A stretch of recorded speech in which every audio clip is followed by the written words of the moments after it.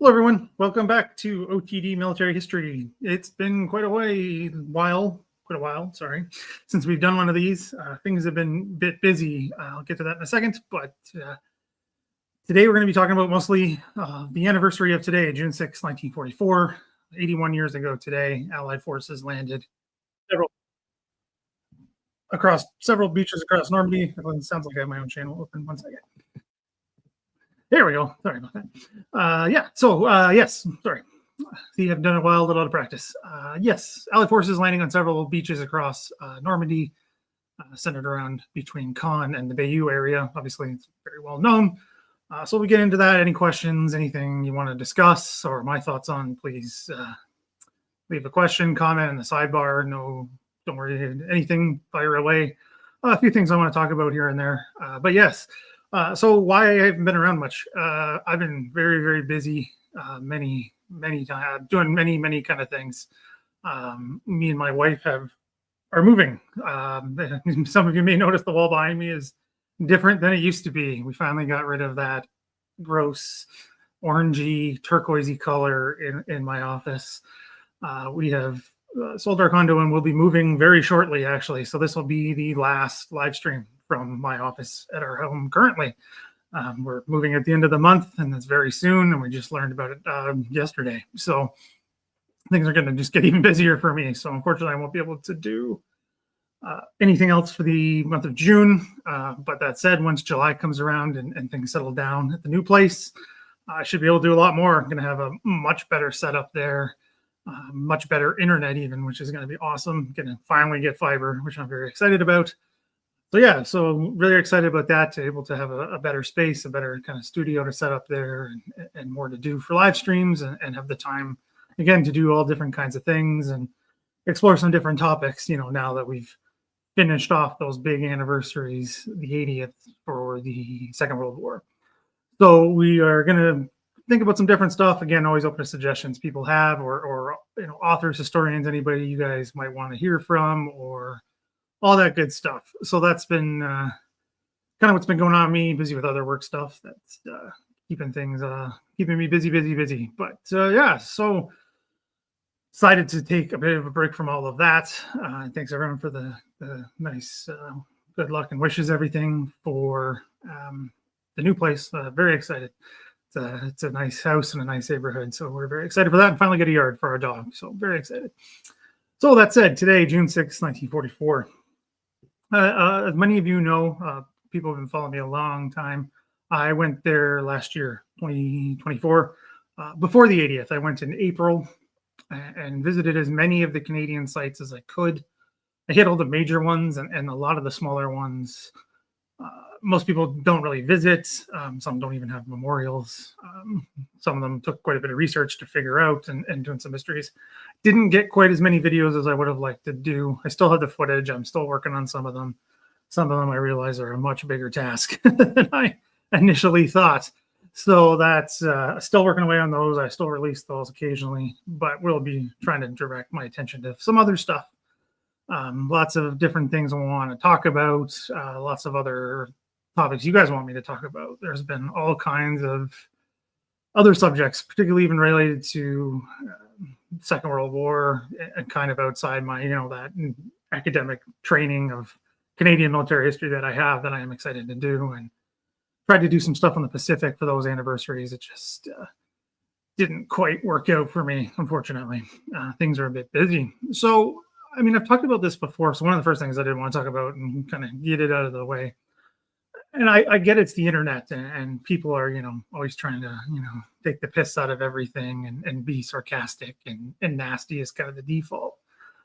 But one of the big things I notice is, people downplay the British Canadians a lot. I've talked about this extensively. I talked about this in some videos last year. It seems like that's not gone anywhere. However, that changed this morning. I saw a fairly big YouTuber talking about in the military-ish space. He's a Marine. He does some stuff. That's history, but mostly current military things. Anyway, he mentioned that Juneau was difficult. It was eventually taken, like all the beaches, but it was extremely difficult. that's the first time I've seen something like that of someone who's not like a World War II, intense expert, or coming from institutions or anything like that. So that was awesome to see that this is getting some attention. So it looks like some of the work that's being done by people like me in institutions here in Canada and others in Britain and partially probably even the US is finally getting some traction. So very excited to see that the Canadian role is being understood properly. I mean, I've talked about, kind of the historiography of why that is the way it is. There was a long time that the British Canadians were seen as incompetent and slow and all of that by certain authors in Britain and the United States, who had, and still argue, different objectives and why they were doing what they were doing. It's the whole pumping up of the German military that we're still dealing with today. Still see this all the time. So it's the German military of World War II, obviously, and not presenting it as better than it was. So that's an interesting one that I keep seeing. The shorts I've had, they come and go. They come and go in waves of, I don't know, sort of viral. Like they'll do, I don't know, a couple 100,000 views a day. So they really start to bump up every once in a while. So I see all kinds of crazy nonsense. People use it as like springboards for their own political discussions. A ton of bots, which is to be expected. But yeah, it's just a lot of ignorance from people, and they think it's funny or all that good stuff. I don't know why. It's very strange. And one thing I've said this before, and we talked about it to Michael Ackerman, who was on when he was talking about, talking about Omaha Beach, right? Because he finally got to go. I think he's there now, if I'm not mistaken. He finally got to go, so that's amazing. But anyway, we were talking about, how Omaha has the reputation it does, which is completely justified, right? Like I've shown it, I've got videos on it. If you haven't seen those, check them out. Talk about a story that gets discussion pretty much from nobody else, which I think is unfortunate because it's one of the best primary sources I've ever seen on the Normandy landings. I can link that later, but it's a harrowing stuff. Anyway, that one thing I see all the time is that Utah was just as bad. So, I mean, I think it's because they think both American beach, Omaha was bad, therefore Utah was also bad. I mean, that's a good thing that Utah was not bad. They landed, in the wrong spot, which worked out well, right? The casualties were less than 200. I think that's total casualties too. Maybe I could be mistaken the numbers, but that's nothing. I mean, for an operation of this size and landing a whole division up against prepared defenses on a coast, that's fantastic numbers. None of the other beaches even come close. And yet they make it sort of a contest of, the Americans died more, so that's better. I'm not really sure why. See that a lot with this, people who support like the Soviet Union. It's the same thing. Like we lost more. I'm like, wasn't it better for your enemy to get killed than your own people? It's interesting. So I just think those trends I'm seeing continue. Hopefully these things eventually work themselves out. I doubt it, but it's good to see some people are really starting to understand this. It's getting some waves in some other circles that are not just the same. Part of the work I've been trying to do is get this information out to other people and to other audiences, and bring up these thoughts and to kind of change these narratives as best as possible. And Mark Milner obviously did a huge ton of work with that, with Stopping the Panzers, which you can see right behind me, the red book there next to the D-Day Dodgers, which is appropriate for today. My books are all over the place because I was packing. So it's glad to see that. So that's good. And yes, Mark has been working on this book. I don't have it. I haven't had a chance to read it, nothing like that. I mean, that's been going on for a long time. The complaining of how the U.S. gets coverage over them, Britain and Canada. That happened with Sicily. I mean, it was not even initially noted that the Canadians were landing as part of Sicily, and the Canadian government was not happy with that because they were sent on purpose, right? They wanted to get them into the fight because they've been complaining that Canadians had just been sitting around Britain since late 39 and hadn't been doing anything. So that's why they got them involved. And hence the the complaining from certain aspects and certain circles in Canada led to the government to push the 1st Canadian Division and 1st Tank Armor Brigade, to be involved. And that turns into the slog that is the Italian campaign, why they're there. But yeah, I mean, it can come off as, chip on the shoulder, which I do not deny in this country. We have a big chip on many things. This is one of them. But at the time, right, it makes a little more sense, right? These people are sacrificing a lot, and they're not being mentioned. They're being left out. It's going to sting, right? It's not going to feel great to be left out of these big reports when, Canada's just there, right there too, right? And has been there since the beginning. Well, 3 days later, technically, 7 days later. So, I mean, even though they mobilized before September 1st, little known detail. Yeah, so I get it. It comes off as whiny, especially 80 plus years later. But at the time, I get it. It makes it sound like you're not sacrificing as much and you're not doing as much. Whereas proportionally, Canada is doing a lot. Not as much as the First World War, like, again, proportionally. But the Second World War, proportionally on the combat front. Actually, Canada does way more proportionally in the Second World War when you factor in the Navy and the Air Force, not even close. Plus the manufacturing, which again is an misunderstood area of Canada, doing all kinds of things to keep that war effort going on multiple fronts too, not just Western Europe or North Africa. So yeah, it's fascinating to understand this stuff. What Canada's going through at the time, a change from a hugely still British focused identity to that kind of morphing during the war. I still argue they see themselves as still mainly British up until the war, and that doesn't really start to change as the war progresses. I mean, obviously it doesn't just go away in 1945, but you do see a shift to Canada being a more, say, North American nation, right? That's kind of what Tim Cook was talking about in his book, and we had him on the channel to talk about his latest book there about Canada-U.S. relations in the war and all that good stuff and the various cooperation that took place. And his argument that Canada was changing as well, which kind of stands in contrast to the initial story that Canada becomes a nation after World War I and all that stuff, which is I don't really believe, to be honest. But Second World War, definitely. So I think like things like D-Day obviously play into that. Canada's throwing a division right in there with everybody else and is fighting all the way through. I mean, 1st Canadian Army coming online is also huge. I mean, that meant something at the time. You can argue about the makeup of the troops, but it still meant something. It's important. And it's the biggest, amount of forces a Canadian has ever commanded, with Crear at Veritable. So that kind of goes on that. I have a question about, a bit rusty still. Talk about how the landing was covered in Canada at the time. Yeah, very quickly. I mean, obviously Mark Milner spent, I don't know, I talked to him years ago. He was on the channel. He was still working on the book. I don't even remember how long ago that was. It had to have been 3 years ago now, maybe longer. About working on his book on that. I guess it's out. I didn't hear about that. I just haven't been able to kind of pay attention to all that good stuff. He's looked at, the media coverage of the war, how news got out about D-Day. I've seen some claims that the Canadians were the first to talk about it, openly. I don't know about that. I don't know the nitty-gritty details. I've seen I have one up on my desktop now of claiming one of the first, photos to get out of D-Day's a Canadian one of a dead German soldier. I mean, obviously I can't share that much because social media will stop it. So it's just, you see these claims. I don't know how much truth there is to the whole lot of them.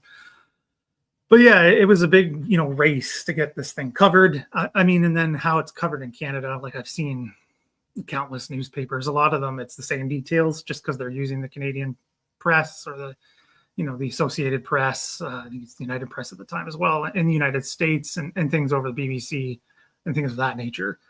So a lot of them, the smaller newspapers, because there used to be obviously a lot more newspapers everywhere, but in Canada especially, even the small cities had more than one. But they're still using the wire services. So you're seeing the same things over and over again. So you don't really see much of that. Other than Canada's there and they're in the con area and they're pushing forward. You don't see too much, right? And then there's not much shared at the time. I mean, from what I'm remembering, I don't really use the newspapers as a source like that because they're just not the most reliable. So I don't do a ton of research with them in that regard. I use them more for like the personal stories. So you see those coming, like those are in the newspapers, right? This casualty got reported after the telegrams start coming in. That's getting the coverage. Obviously, there's a lot after the 6th, and then right up until the end of the war, they just don't stop coming. I mean, they've been coming for a long time with the Air Force and the Navy, but they're really coming, post June 44 because of all of the units now engaged, right? Pretty much all of them overseas are now going. So it just, you see an increase in those, and then the details slowly get released over time about what happened. So, I mean, there's not, a big thing about it other than, kind of the basic details you would expect. So yeah, not a ton of big secrets going or big stuff going on or details. They just know they're in the con area and they're pushing forward, as far as I can remember. So hopefully that answers the question, but the idea that Canada is there is important. That's massively important to the Canadian people, right? They were doing their best to help the war effort. Well, most of them to do these things, and they're important to them, right? And they've lost family members and all that good stuff. So not good stuff, all that bad stuff. So they're involved, and they want Canada to be shown as being involved. So I hope that kind of answers the question. I'm not a media expert on this time period, especially, but it's just the details are spare at the time. They come out eventually, right? And then there's things like newsreels. We see how it's presented in those and kind of the sticky situation that it is in presenting those. But those are sent back fairly quickly, actually, from the Canadian Army Film and Photo Unit. And they're put in circulation pretty quick, actually. So it's amazing that they're able to do this, right? They're able to throw these newsreels onto planes and get them across the Atlantic to get them going. So that's pretty amazing for the time period that they can do that. So, and those are all available online if you've never seen them. The Canadian Army newsreels are available through Library and Archives Canada. I've used the footage for years now. They have ones that are just once Normandy happens, follow through to the end of the war and beyond. It's fascinating. It's easy to see online. So I'm just going to get back to this.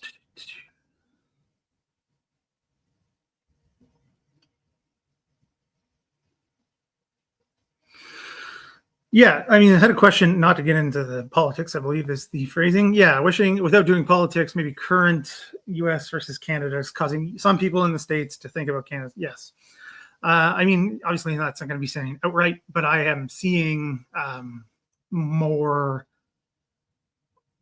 pro-American comments that are distinctly anti-Canadian, if that makes sense. I mean, there's always pro-American comments. One of the things that fascinates me, these comments that I get are on the ones, because I did the short that covers the North Shore landing, right? That famous footage of the door being opened and them rushing out and the soldier getting patted on the back, George Bigger getting patted on the back.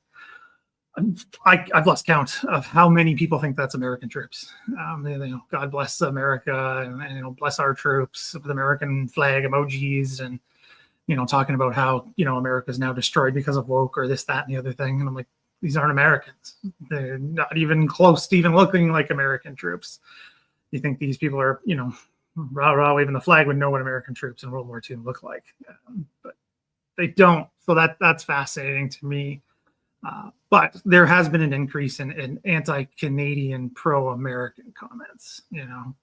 People downplaying Canadian contributions, saying Canada did nothing, or they had it too easy, or without America it wouldn't have mattered.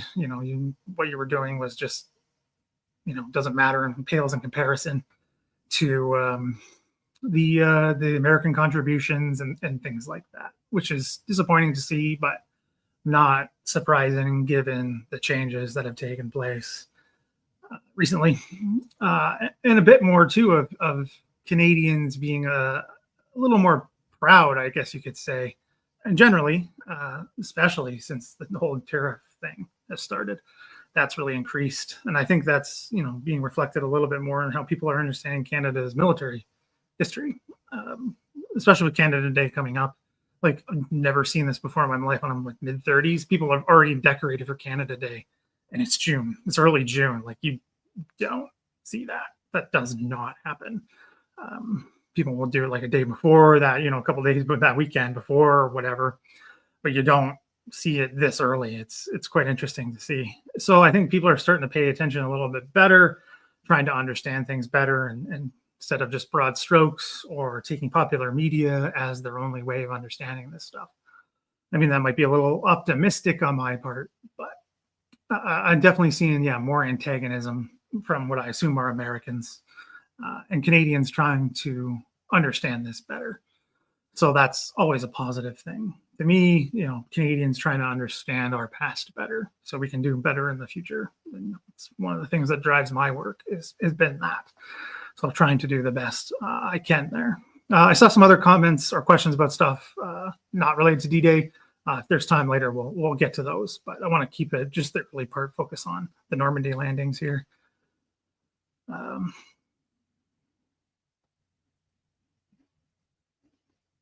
Sorry, I'm just reading. Yeah, I mean, you see this a lot. Like, I get this a lot. That they think Band of Brothers and Saving Private Ryan is representative, and I mean, you see that both ways, right? You think that's how combat always looked, or this is what Normandy looked like across the board, right? That as soon as the ramp goes down, also an interesting comment is most people don't know that other landing craft exist, which is again a reflection, I think, on the Commonwealth Force, or the Duke forces as they're now more popularly called, not doing a good enough job of telling that story, right? Everyone thinks it's a Higgins boat that's doing the landing. So it's really interesting. Like, no, the LCAs are there. That's why it's different. Someone thought it was fake because of that. And I went, no, it's just a different type of landing craft. Not everything is American produced. So it's just an interesting reflection, all that stuff. So, so it's an interesting one to think about. They think Saving Private Ryan is real, which it's not, right? It's not even right at all, right? The units are wrong in the wrong spots and all that good stuff. So, I mean, people think that that's what all of Normandy looked like, which I think is interesting because you see things like 90% died or everyone in that boat died. And I go, well, that's just not true. One of them died in 2003. So that's just not accurate. We know that for a fact because he was recognized and identified by people who fought with him and family members. So it's so funny that people think these things are accurate. They think Hollywood is real, that just because it's in a movie, that's what happened. And it's quite unfortunate. And yeah, most people don't research past that. I keep fumbling with an idea of maybe a video, I don't know, how Saving Private Ryan has actually done more harm than good in our understanding of history. I mean, people will probably be very upset about that one, but I think it's starting to do more harm than it does good. You can say it got people interested in it. I mean, yes, it did. But more people here from my age, actually, they hear they're more interested in it because of video games now, which is fascinating, which makes sense.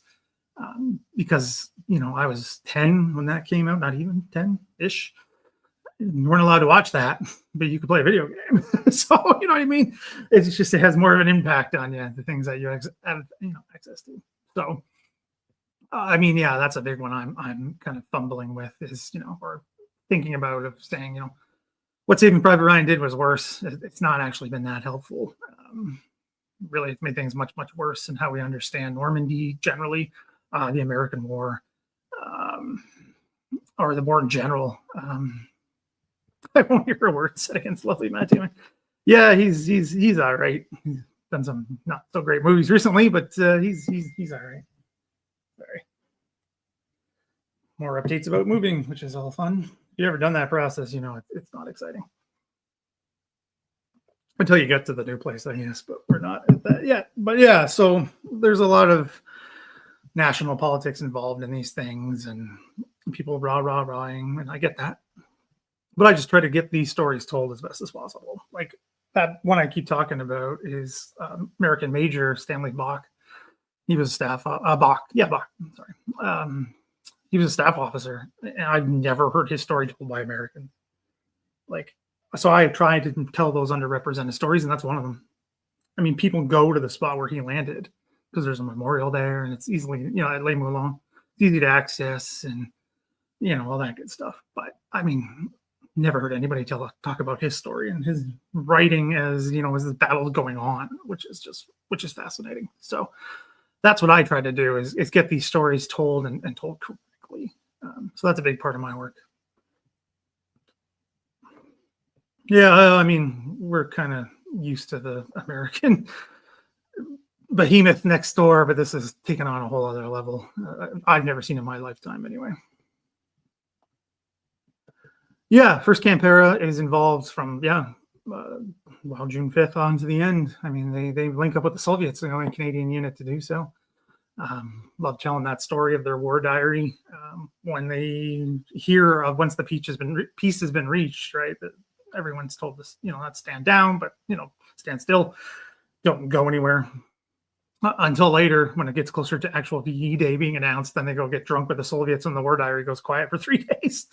Like, I just love that story because I think it's awesome. But yeah, there's a lot. The Canadians are 6th Airborne Division, so they're not involved in Market Garden. Their big airborne ops are Normandy and Varsity, which is in support of Operation Plunder, crossing the Rhine. So, and then they're fighting on the ground. After that as well, the push out of Normandy once that happens, and other places, right? And then they push on into areas around Denmark, which is fascinating. So they're there from the beginning. 3rd Canadian Infantry Division is fighting nonstop, more or less, from June 6th onward. Same with the 2nd Armored Brigade. They are fighting nonstop, more or less, all the way to VE Day. It just doesn't seem to end for them. They fight a lot more than other countries do on, looking at the days of in combat. I think Terry Kopp did an extensive amount of work on this and looking at it and what that meant. As Canadians are just fighting more. There's just more days in combat, which is not surprising given you don't have 2nd Division coming in until July.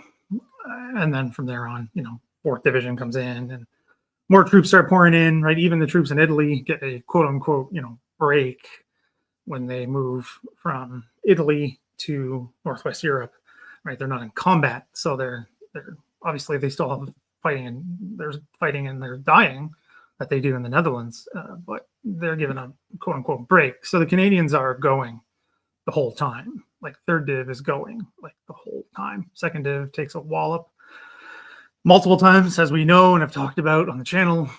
So yeah, it's Canadians are there all the time. So it's something to always keep in mind as well. Yes, I did see that. That was definitely on purpose, given the news of events. Yeah, I'll come back to this one, but yes, you see the same pattern of, talking about the war. You see, because for decades, some do talk about it. Obviously, some people do. They talk about it right away. Some don't talk about it ever. Some come around to that. I almost want to say not almost stereotypical, right? When they get older, they want to start to tell their stories.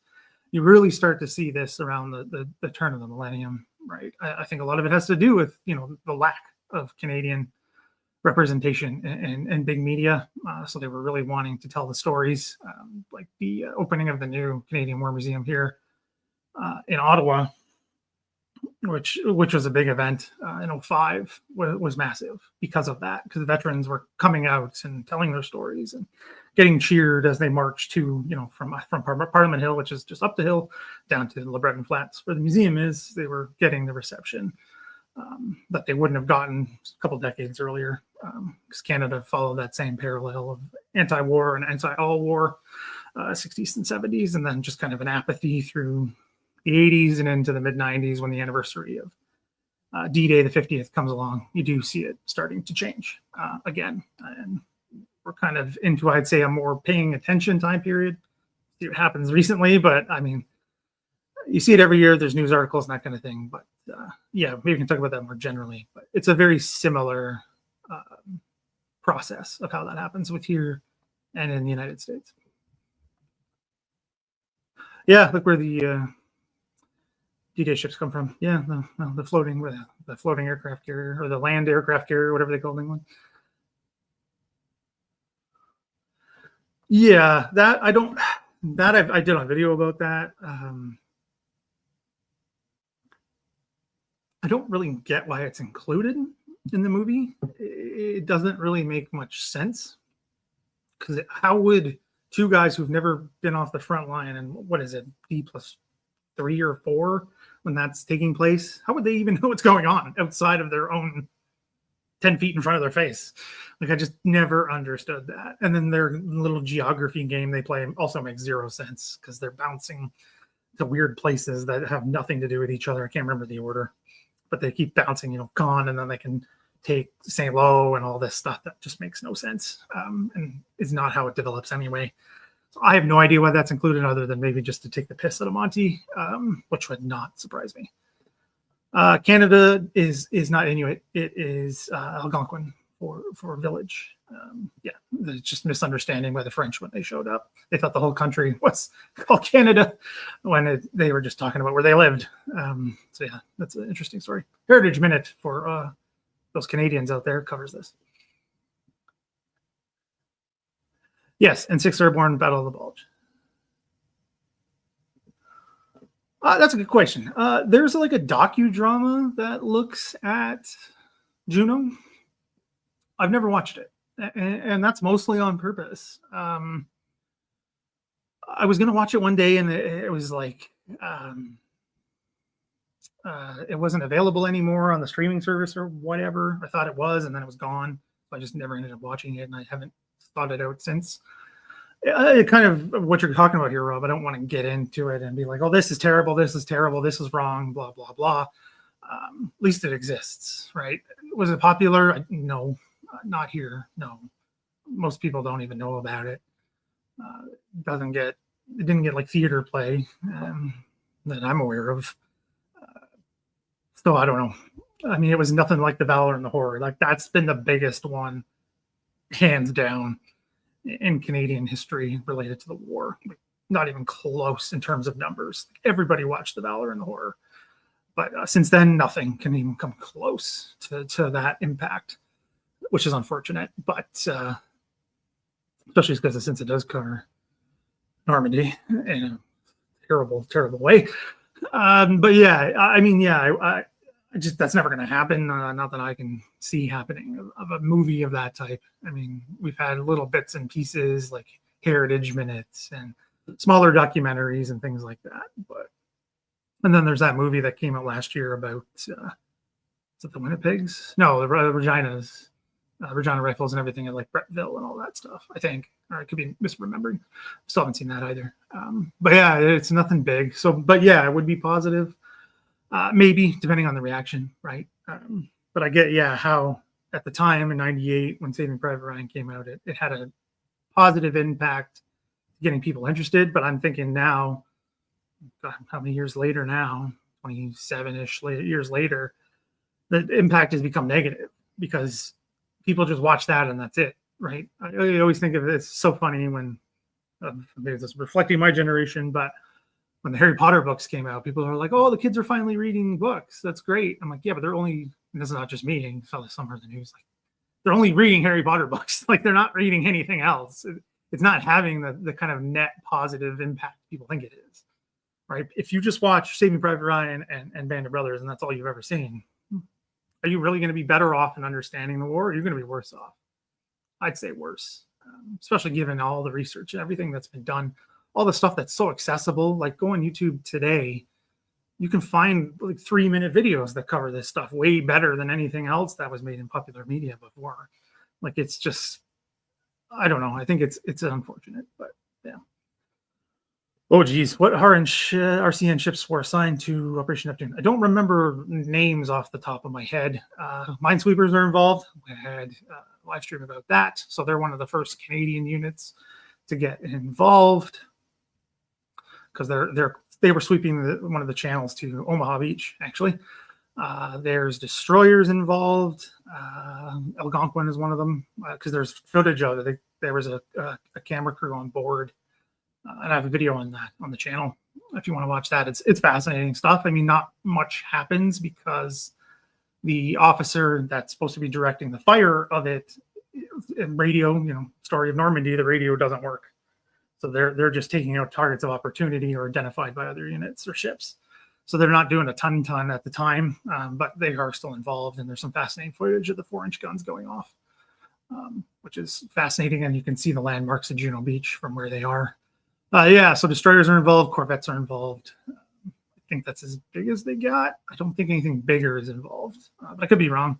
I don't remember off the top of my head. And that's the RCAF is heavily involved as well.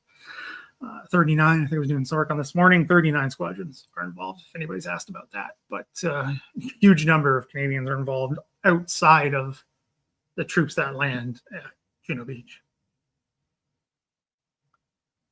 And they had been involved right with the RCAF since the bombing ops against Normandy or isolating Normandy had started in spring 44, early spring 44. So it's a bigger contribution than it's meant to be.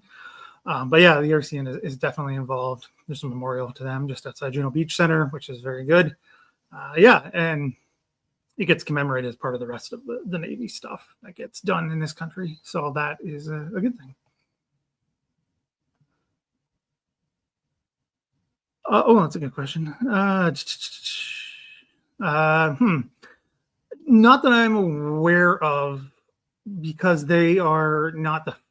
Well, that's not true. Sorry, I take that back. The Highland Brigade is not an assault brigade. It's the reserve brigade that day, like the famous photo that you see everywhere of the LCI coming in. This is the Stormont, Dundas, and Glengarry Highlanders, which is not that far from where I live in Ottawa.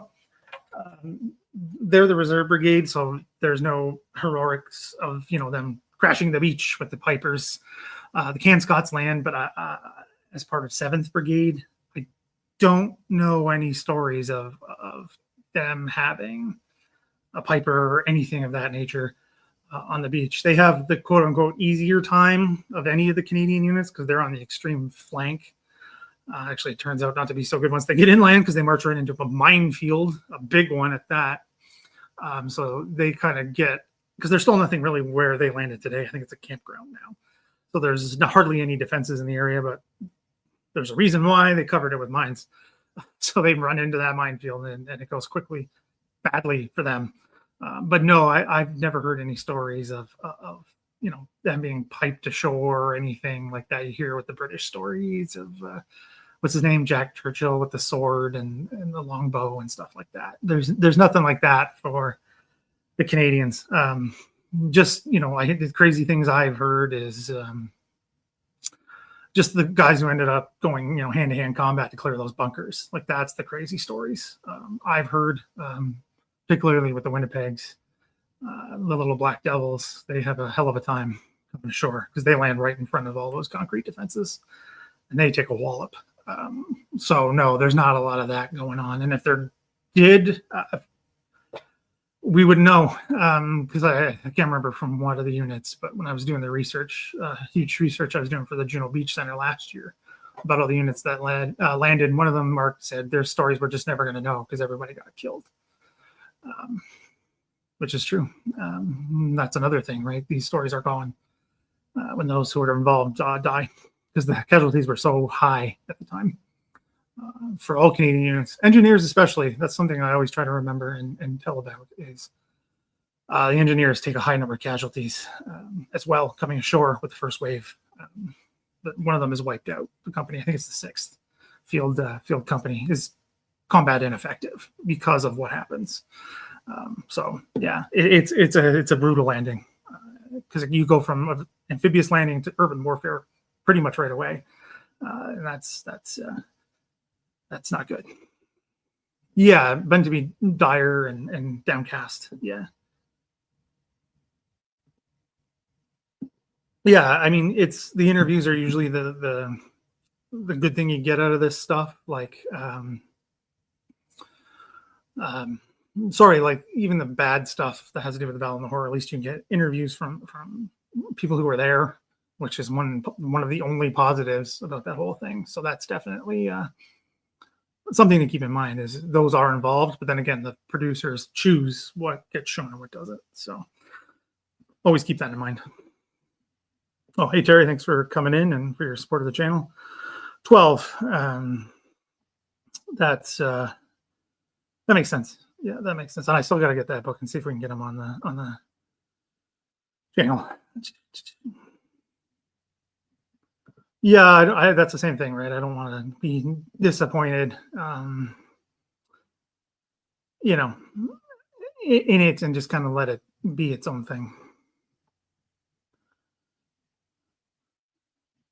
Yes, there is some of those. Some of them are better than others, but not the best. I would argue some of those are not great. Kind of, hype up the things that I don't like seeing being hyped up. So, particularly when it comes to German armor and SS armor, as those of you who've been with us for a long time know my thoughts on that. It's not new. Yeah. That's what I was talking about. Yeah, the video games, right? So you have Medal of Honor, which I played when that thing first came out. Yeah, Call of Duty and COH. I'm not sure what that one is. COH. What's COH? I don't remember that one. If you can let me know what COH is, probably come to me as soon as you say it. But yeah, I definitely played Medal of Honor and Call of Duty. Well, Medal of Honor is made by Steven Spielberg's studio, right? They had a video game division at the time, and they're one of the producers of that video game. So, DreamWorks. So that's why. So it's just fascinating. Yeah. So good question here from Ian. Thanks for this one, because this is fascinating. Not really. No, that was the thinking. That was the idea. The idea of splitting up the two Canadian corps, 1 corps, 2 corps, was that 1 corps will fight in Sicily, get experience in combat against the Germans, because they're entirely lacking in that, and then they'll come back to England, and 2 corps will, 2 corps will learn from 1 corps, and maybe there'll be some personnel mixing about and that kind of thing, and then they'll be part of 1st Canadian Army, right? The Canadian corps will be under 1st Canadian Army the entire time. Obviously, that does not happen, right? 1st Canadian Division and the 1st Armored Brigade stay in Italy, right? And then they go be part of Baytown, and land in Calabria. Don't come back until early 45. And they don't go back to England. They go land in southern France and meet them in the Netherlands. So you don't really see that. It wasn't a policy that's not in place. I'm sure there's examples of it, of someone, switching out for some reason, but is it a widespread thing? No, that does not happen at all, really. They did that with NCOs mostly. I can see the one about the Brits and the NCOs. Canadian NCOs were sent to, and lower officers, like lieutenants, were sent, but again, it's only a handful, to British units to fight in North Africa to do that exact thing. But all those guys end up staying in Italy. So you don't really get a ton of mixing and matching really at all. Yeah, that doesn't really happen. The only ones are the units, those who went to Dieppe and survived and got back to England, which is not, like, as we know, was high casualties at Dieppe. So that's really the only opportunity they would have had for combat, right? And that's a day. It went disastrously, obviously.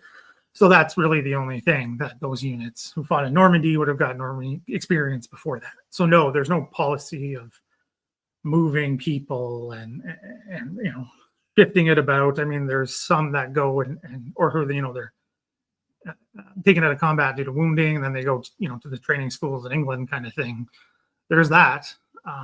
Again, not a policy per se. I mean, that was always kind of a policy, but not something they're going out of their way to do. If someone's combat ineffective, they're going to send them to England to train, and there's that. But no, nothing big to do at all with that, which, I mean, you can do both with that, right? You can say that's a good thing, because you could argue because the third division had been training for this for a very long time, right? They're doing a ton of amphibious assault training. And there's something to be said for green troops getting in there and kind of throwing caution to the wind. That sometimes works out, especially if they're well trained. And I would argue that's what happens with third div. Right? They are less aware of the risks of what they're doing, and they do some pretty crazy things, like Charlie Martin's book, War Battle Diary. He does some crazy things on D-Day that he's not doing later in the war. So, I mean, you can take a good and bad from that. Okay, here's the list of, excuse me, from next book. Cinnabon, Alberni. Yeah, these are named after indigenous groups and areas and cities. There's an Algonquin there? They're not there? Algonquin, sorry, I'm just checking. Yeah, Algonquin should be on the list. Yeah, because I have a video on it. So one's missing. Algonquin's there as well. But yeah, some of these are destroyers and some are corvettes. Oh, sorry, no corvettes here. Yeah. Very cool. Yeah. Awesome. Thank you.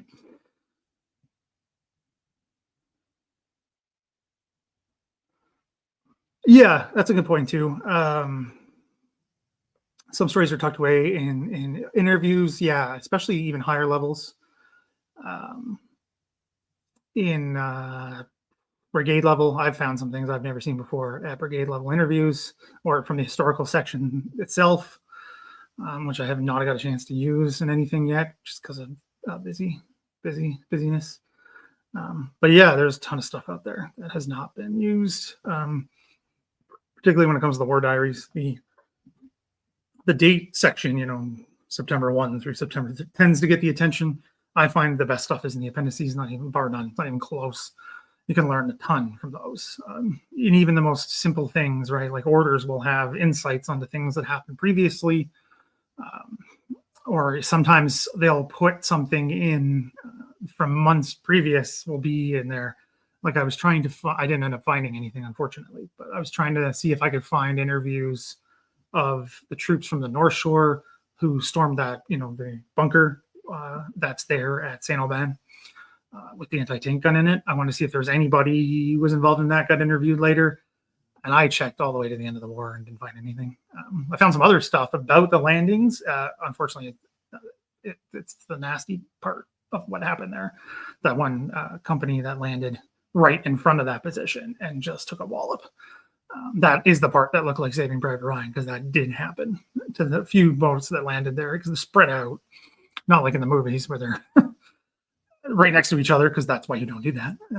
But yeah, that happened in some cases, but I found some stuff on that, but haven't been able to do anything with it. It's been a crazy couple of months for me, unfortunately. So, but yeah, tons of stuff in these war diaries that does not get looked at, especially other units as well. You got to kind of dig. It takes a lot of work, and sometimes there's not a ton of payoff, so it doesn't get done a ton. Yeah, there's a good chunk of that. Can loan is massively important, particularly to do with the British Army units in Normandy, right? Airborne, especially.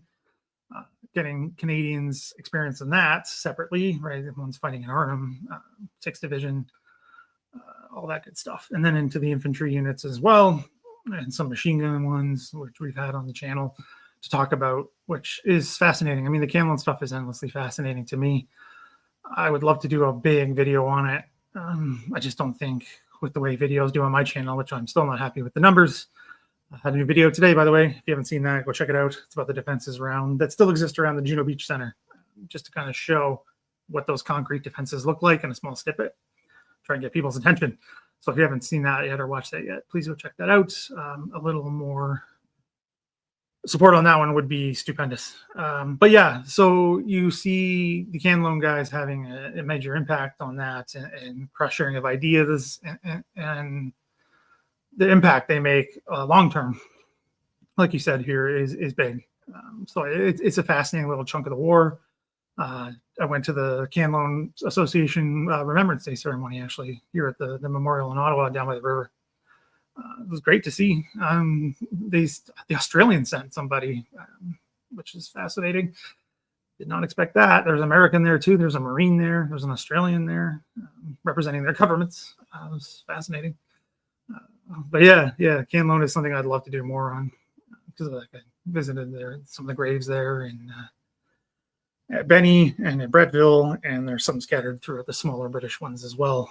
So there's some in Bayeux as well, because Bayeux is absolutely massive. I didn't have any time to go through Bayeux, unfortunately, when I was there. I was there literally 7 days, and it was not enough time to do all this stuff, not even close. Yeah. Oh, Company of Heroes. Yeah. I never played that one. That's why it's not clicking. But yes, he would be great. I'd love to have him on. Just haven't had the time. Yes, you can play as the Canadians and the Poles. Yes, you do totalize. You do totalize, and you do Hill 262 as the Poles. I think you're playing as a Canadian who's a radio op or something, because they lose their radio op in connection with everybody else, because they need someone who speaks English and Polish or something. I mean, there's Polish immigrants still lots in Canada today. My wife's family is Polish. So that's the storyline, if I'm remembering correctly. But yeah, it's one of the only ones that has a Canadian as like a campaign, right? Which is fascinating. Oh, new German film. Yeah, the Germans have done quite a bit on their stuff, haven't they? Yes, dot dot. Yeah, there we go. Dot dot dash. V for victory.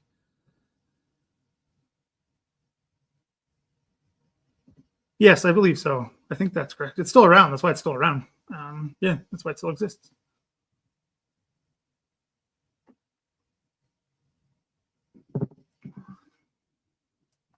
Oh, that's a good question. His book is right here somewhere. Yeah, here. Because he does the book on Fourth Armored. Very pro Kitching. I still think, yeah, he had his drawbacks. He made a lot of mistakes. I mean, who did it in Normandy? I still think Simmons kind of did him dirty. I don't think that was handled well. I mean, Simmons kind of comes from the Monty school, and I don't think that was the best way of handling things. They were quote unquote friends. I don't know how much I actually believe if friend is the right word. I'm not sure Simmons had a lot of friends in that regard. I mean, Criar didn't either. I'm more pro Criar than I am Simmons. He was not a friendly guy either. But yeah, I still think Simmons did him dirty. Fourth Division made some stupid mistakes, but they were ordered to do stupid things by Second Corps. So there's a lot of mistakes made in Totalize. I mean, that's what this is about, right? Because Fourth doesn't come until later. That's their first major action is Totalized in August. So it's not D-Day, Normandy, but it's but that thesis, I don't know. It wouldn't surprise me. There was all kinds of suppressions of documents. The one that comes to mind is Verrier Ridge. Stacy had CP Stacy, the official historian. Copies are somewhere around here. I'm packing everything up. I don't know where stuff is anymore. He was told to destroy stuff related to Verrier Ridge that would make Simmons look bad, and he didn't. He talks about this in his autobiography, which if you've never read, you should. It's fascinating. I mean, he was no fan of King, and he doesn't hold back because he wrote a biography on King. But in the biography especially, he's just ripping into this guy. You can just tell he hated him so much because he takes him around the Normandy battle sites eventually. And you can just tell he hated King so much. I'm not really sure why. I think he just found him annoying. But he's rather unkind in his biography. So anyway, Stacy talks about being told to destroy some documents related to Phil Griffin and everything that happened at Verrier Ridge to make Simmons look better, and doesn't do that. So it's not outside the realm of possibility that Simmons would do something like that, because he was a bit of a troublemaker in that regard, and caused a lot of problems in that regard. Again, I'm no big Simmons fan. I don't think he handled things well. He couldn't handle criticism well, and he couldn't kind of roll with the punches in a lot of ways. That comes from the Monty school. So, yeah. Yeah, I mean, this is a big one too. I mean, that's connected to Normandy. Both of these, First Canadian Army was in, well, if you've read weird, this one, sorry, getting my head away. Can't do this. It's been a while. This book, Stopping the Panzers. Mark Milner talks about how First Canadian Army is going to be the point of the spear. Like they are what Normandy was Normandy from the beginning with Cossack that eventually becomes Schaeff. It was supposed to be, right? Like there's this Time magazine cover about how First Canadian Army is the dagger pointed at the heart of Berlin. I think I can find it really quickly. But if you guys haven't read this book, and like you should. I mean, it's just, if you haven't, like, I know you guys, that's not you guys watching, but anybody, you can tell anybody who's interested in D-Day, if you haven't read this, you're missing the story, because this is just fills so many gaps. It makes things a lot clearer of why things happen the way they do, how it's organized, why Normandy happens the way it does. If you don't have this book, you're missing a big chunk of stuff. So, and that's just not even the Canadian part. Like this is massive. Like you talk about Operation Fortitude in here as well, which is not as discussed as it should be. But yeah, it's great stuff. Where's that photo? Is there a photo section in here? I can't remember if it's just included. But anyway, yeah, it's a Time magazine cover. Fascinating stuff. It's in here somewhere. I don't remember. It's been a while since I've gone through this thing cover to cover. But a must read. A must read. If you're interested in Normandy. Get it from the library, buy it, feel it, whatever. Just get it. You need to read it. Yes. So yeah, that's the thing, right? That is why Canadianization, as it's called, becomes a thing. That's why Sixth Group exists. They want to bring all the Canadian units together. And that said, they want to bring all Canadians together in the Air Force. That doesn't end up happening because some don't care about nationality. They're more worried about surviving. So you want to be with the experienced crews, the ones you know. Who cares where they're from, right? They could be a Brit, an Aussie, Kiwi, South African. Doesn't matter. That's what they're focused on. So there was a lot of resistance to that. So they didn't fully get that. They were trying to do that for things like Normandy. It just doesn't happen. There was some movement around with different units in the 2nd Tactical Air Force as well, which again doesn't end up happening, right? The Canadian group, quote unquote, is supposed to be in there with 1st Canadian Army. Again, Mark talks about this in his book. I think it's 83rd. Obviously things change, so they're just left where they are and they don't want to move. They want to be in where they're at. But yeah, there is a ton. It's mostly you see that in the Air Force because that was just Air Force policy. That's an RAF policy. They were just mixing and matching based on need and nothing more. But yes, there's not as many Canadians in, say, like British Army units. You don't see that as much. It happens more because of RAF policy. You have Canadians who are in the RAF before the war, and then they're eventually transferred into the RCAF, but may stay in an RAF squadron type thing. And you see that as well with the Navy. But once the Navy really starts to expand, that also starts to go away because they need bodies and experienced ones at that. And again, that's all coming ahead to Normandy. It's all connected. So yeah, it's fascinating. Oh, thank you, Ian, for the support. It means a lot to have that. Thank you. I really appreciate it.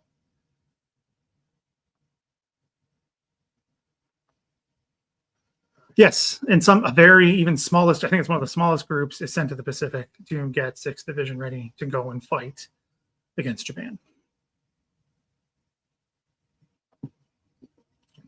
Yeah, I do want to talk more about like the Pacific later, right, as we move through the summer and hopefully things settle down for me in the new place. I want to talk about the Pacific way more because there's just, and I really need to do the Uganda story. Like I got to do that. It's so fascinating. And people like talk about it and they don't give the context, which is unfortunate because it's why it happens. And could do that in the future.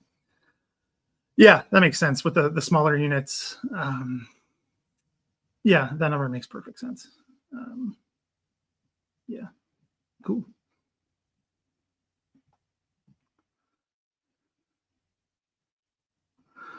Yes, that's unfortunate, actually. Happens here too. They're digitized, all of them, fully, which is great. Like divisional, corps level, tank, artillery, sorry, armored artillery. The only ones that aren't, and I have no idea why, are the infantry. No clue. You can get some of them, June 1 through 31st, no appendices. They're not part of the big project that digitized all the other ones, all the other war diaries of all the other units. You got little units you didn't even know existed, but their full war diary up there just saying nothing, literally. Can't remember which one it was. It was just literally nothing. It's like, that's literally just what they wrote until the unit was folded in with another one. It's like, why write that down? Because they were told to. They're like, nothing. And I'm like, great, that was digitized, but I can't get the North Shore diary in full online. Like, I don't get it. I really don't get it.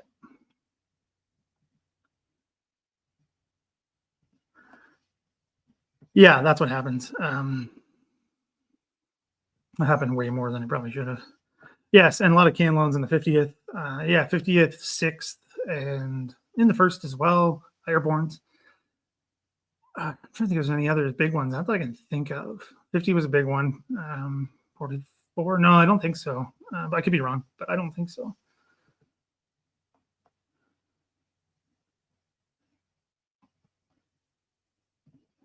Yeah, I'm surprised Norma hasn't appeared from mentioning Simmons too much. Like, it's all like wartime graffiti in the occupied areas, right? That was illegal. You weren't allowed to do that. Fascinating. That's good. I like that.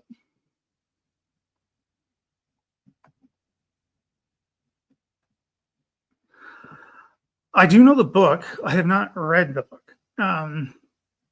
Because through my work with the RCAF Foundation, right, I do some stuff on the Second World War, but particularly Richard Romer, because he's Richard Romer.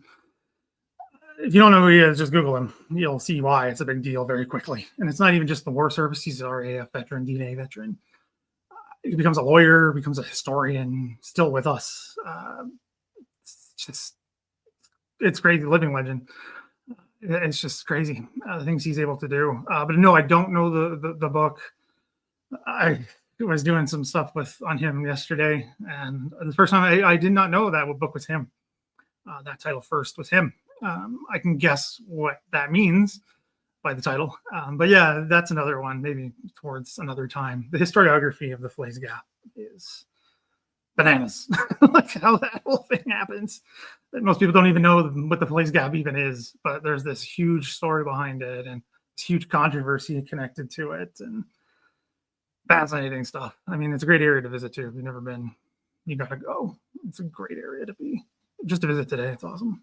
Oh, that's unfortunate. Yeah, I mean, he's Canadian. I'm not sure where you're based. Yeah, I'm not sure where you're based, but yeah, they're not everywhere. They're very. Some of the earlier ones are like, again, I don't know which books I have. He does a ton, or did a ton on the Navy. Like, he was called a naval historian. He doesn't like that. He doesn't like that he was called that, because he's told me that on multiple occasions. But he's done, the big stuff in the Navy because he worked for the historical section of our Department of Defense. So he roped into doing the Navy stuff. So it's anyway, so that's what he got known to do, but he's been trying to break away from that. Well, he's retired now as a professor, so he's trying to get, as he told me, real history work now. Because all the admin crap he had to do at UNB. Anyway, so yeah, he's got a lot of work out there. So if you ever find this stuff, I try to find them for people because I live in Ottawa. They have a cheap used bookstore at the War Museum. Books are $5 a pop, $8 a pop if they're like the really popular ones. I always try to grab them, particularly Canada's Navy, the whole history of the Navy, because it's just it's an expensive book to get, and it's fascinating and so well done. He's such a great writer. Yeah, the book's called Stop at the Panzers. I don't have the dust jacket anymore. I don't know where it went.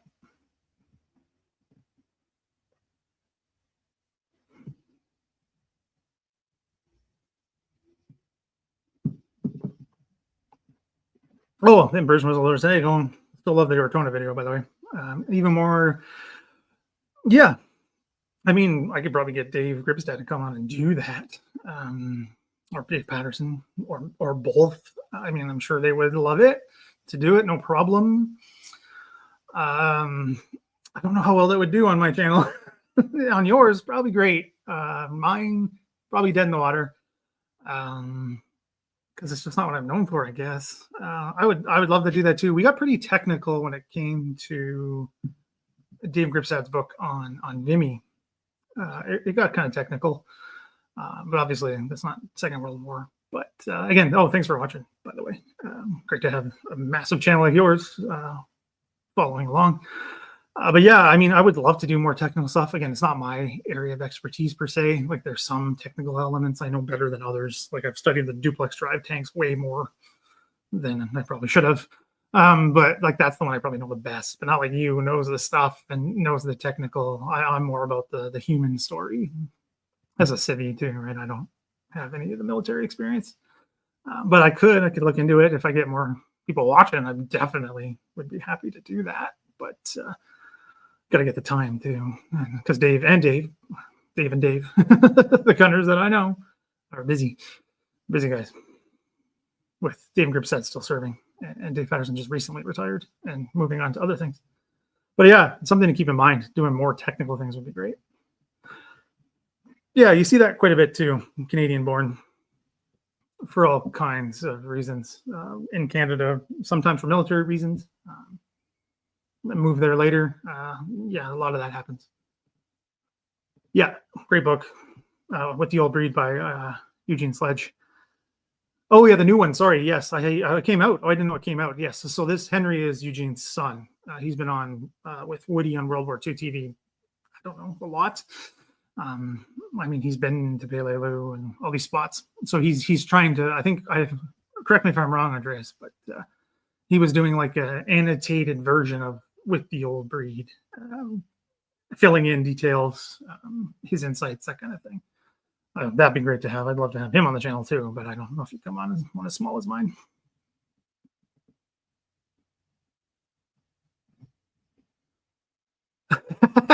That's a good one. Sorry, if anyone's just listening, question. If a World War II elite soldier got in a fist fight with a modern elite soldier, how badly would the modern soldier get his arse kicked? That's good. It depends on the soldier, right? I mean, that's funny because you do see this a lot, right? Like these guys are all like jacked and like 6'4" and ripped. And then I think of guys like Audie Murphy in World War II. That guy was what, 5'4", like 130 pounds soaking wet. Like, and what he did. I don't like cliches, but you know, it's not necessarily the size of the size of the dog in the fight, but the size of the fight in the dog. I think that applies to guys like Audie Murphy. Like the guy was tiny, and look what he did. So I don't know, but I think that's pretty funny. But yeah, I don't know. Point to Hawk, yes, also covered in Call of Duty. Yes. Oh, geez. Yeah, that one's taking me back. Yeah. Yes. That has been, yeah, it's wild. I mean, still having trouble wrapping my head around that one. Yeah, that's funny. Funny you mentioned that, Terry. Dave's like, join the reserves and become a gunner. And I went, I am terrible at math. I would fail medical anyway, but I am terrible at math. That would not be a good branch for me to be in. I could be a foot slogger, but that's probably about as good as I'd ever be. Not good at math.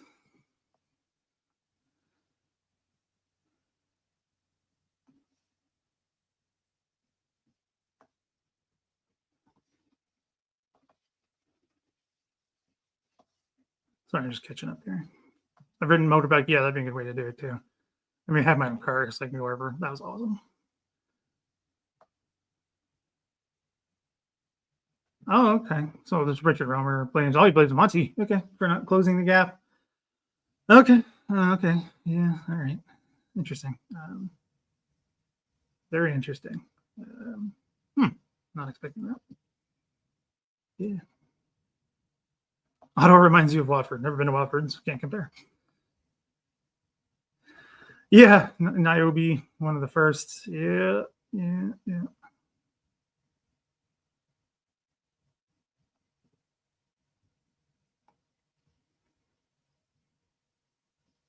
Everybody blames Monty Savage. You don't bother to make friends, or he couldn't make friends.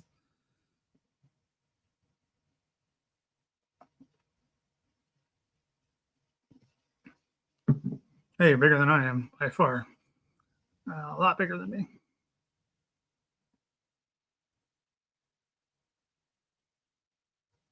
Yeah, he's very well spoken. Yeah. Yeah, okay, there you go. So it was about the old breed again. We're past the hour, so we're breaking out. Any other questions, fire away.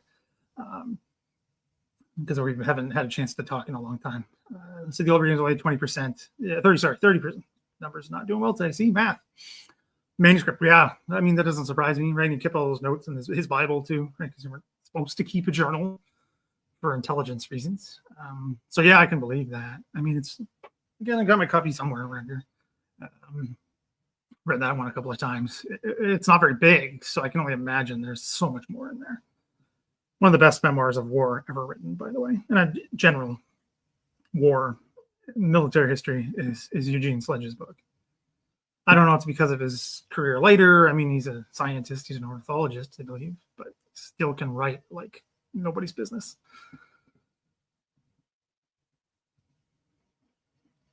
Yeah, so there you go. So personal stories, which makes perfect sense. You know, because he tells all kinds of stories you don't get from the other sources, which is fantastic. Yeah. How do I feel about being the PBI? Good old poor bloody infantry. I mean, they're gonna always have a place in my heart. I mean, I'm not in them at all, but I mean, the poor foot sloggers. I mean, it's not hard not to feel bad for them. And my grandfather was in them, and my great grandfather was in them, and my great uncle who died at Normandy on D-Day was in them. So yeah, it's not maths. That makes no sense. It's just math. You Brits and your weird languages. Yeah, I'm sure that was not easy for anybody. Yeah. Yeah, Brooke. Yeah, even then, I don't know how like friendly they were.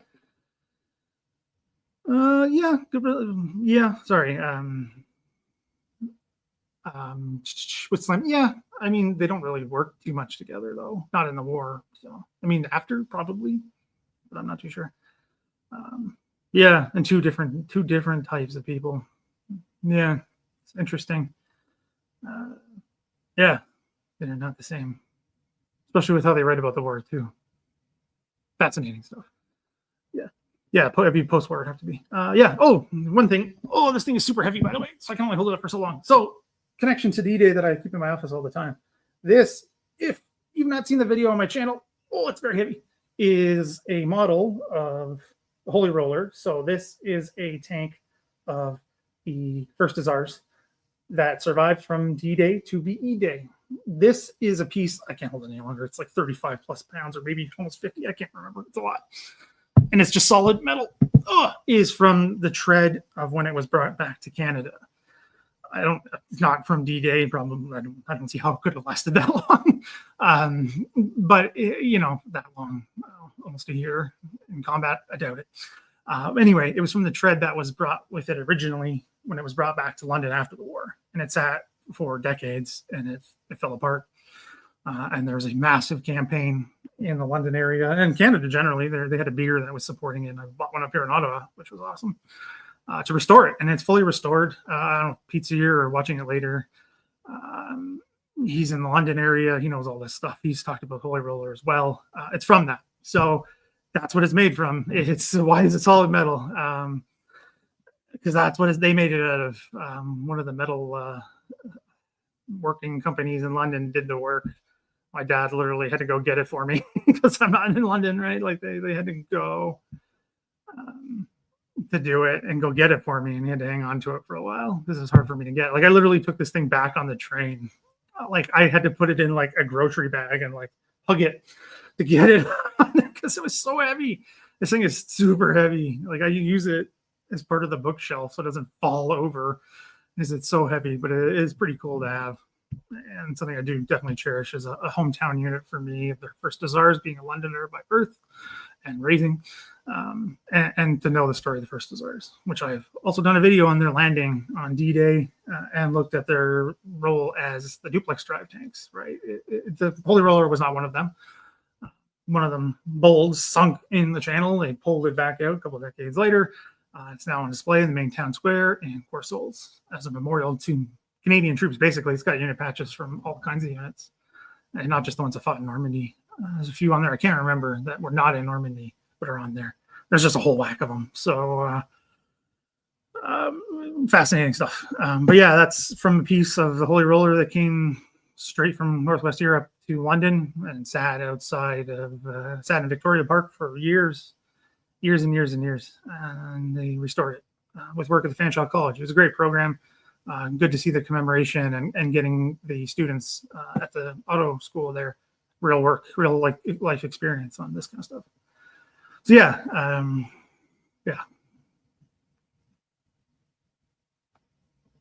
that would be a heck of a project to do both of those. Bomb is in Sherbrooke, in the Sherbrooke Fusiliers.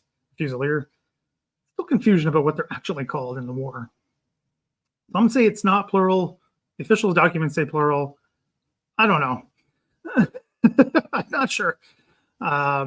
Anyway, been some controversy about that one. The smallest controversy possible because they had a unit history release not too long ago. Another one I can't afford. But yeah, fascinating stuff. There's a Sherman tank track on the country lane and Herget Forest now. There's actually two on top of each other. Yeah, they're heavy. I can attest to that. They're not light. That's probably why they thought they'd make good armor. It's steel, so it's not the best for for defense in that regard of armor piercing. Doesn't hold up that well.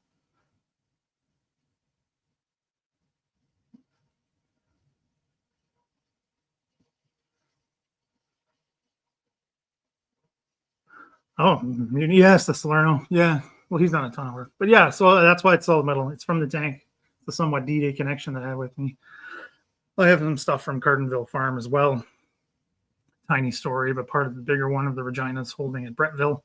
That's one I keep wanting to do. I just don't have the time to do that story how I want to do it, which is unfortunate because the anniversary of that is coming up in a few days as well, of where they basically handed the 12th SS their ass. And it's been kind of controversial in that sense because there's been some articles from some people that should know better and didn't write very well on it and write very strangely about their conclusions about the fighting at Brettville, which is, I guess, more of just the same of the 12th SS ass kissing that takes place, which I'm not going to deny is what's happening and drives me nuts and see it all in place still. And I get people upset when I say the 12th SS wasn't very good. People come at me for all kinds of reasons, but they have their own biases and problems with that. So, yeah. Yeah, nobody bothered to move them. Well, they're heavy, right?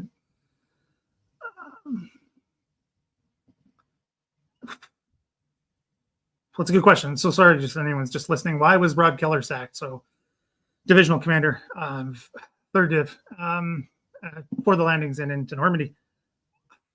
Was it drinking or Simmons? Yes. People think it's one or the other. Yes. I don't know. It's hard to say. Because like I said earlier about the things about how Simmons wrote and how he basically just like stood over his biographer in the writing.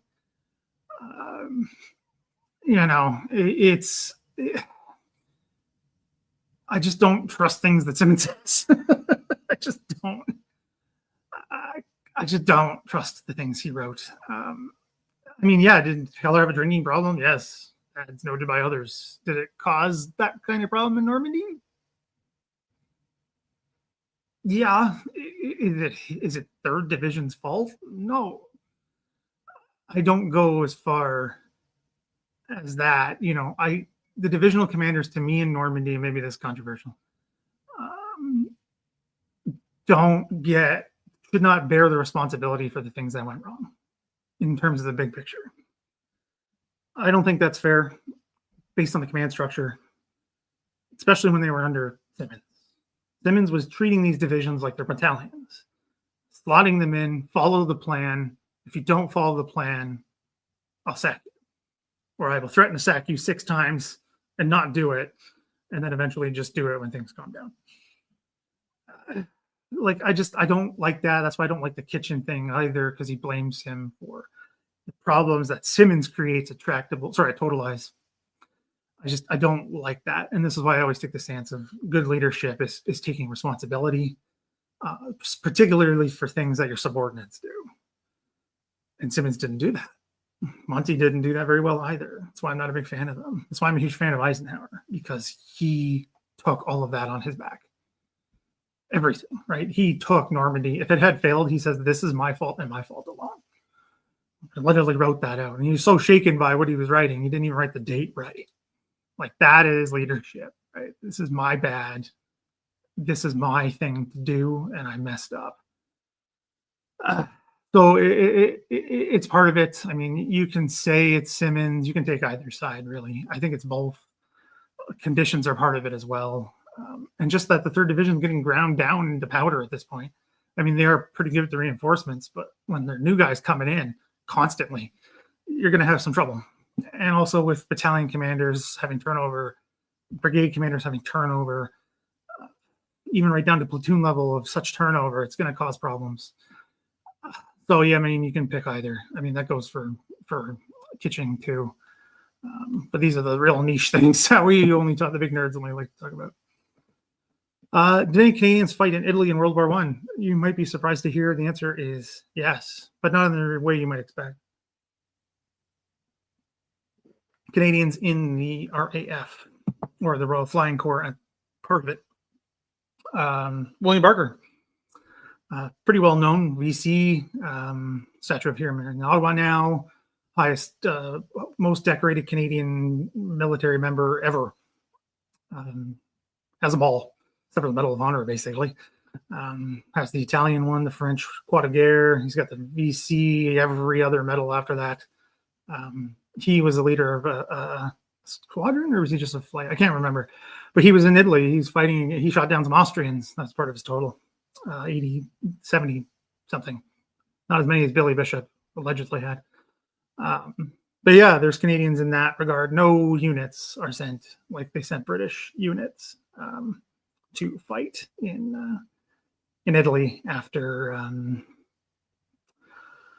Caporetto, when everything went bad. Not like that, but there's Canadians there. There's actually a statue of Barker in Italy near where they were stationed. Yeah, it's fascinating stuff. And that sounds like a great trip, by the way. I mean, going to the Alps would be cool anyway, but to do that, it's pretty awesome. Yeah, it's amazing. Yeah, World War I TV. I wish Woody would revive that, but he's happy with what he's doing, and he's got enough on his plate, I know. Yeah, crazy conditions to be fighting in. Just bonkers. Yeah. That is, yeah, there you go. Therein lies the rub. I think you just identified it. Loved by the troops at the time. Most of them who were under his command loved him. Maybe not the Poles for other reasons. Various Polish units for things that happened. But yeah, they loved him. He was all about PR managing, though. He was very good at it. He would basically set up those spur of the moment interactions that he was known for. Those were stage managed. So that's how he was able to do it. Because again, personally, as an individual, I don't think he could have done it on his own. I don't think he was capable of such things. I'm not saying that bad. It's just who he was, honestly. Absolutely bonkers that he just couldn't seem to grasp it. I don't know if it was a medical thing or he was, maybe on the spectrum. I don't know. But those were heavily managed. But the guys loved him. This stuff kind of comes later. I mean, yeah. Well, here's Terry. It was booed once. I mean, what unit hasn't booed somebody at some point? Are you really a soldier if you haven't booed someone above you? The Canadians booed Mackenzie King because they made him stand in the rain. People thought it was like, oh, they hate King. And he's like, no, they just made him stand in the rain for no reason. So it's funny. But yeah, the majority of them at the time are like, yeah, we love Monty. Great. Monty's awesome. and you see that to start to change after the war, but that's not the only thing. That's the lovely word historiography that we have, right? This is how these things go.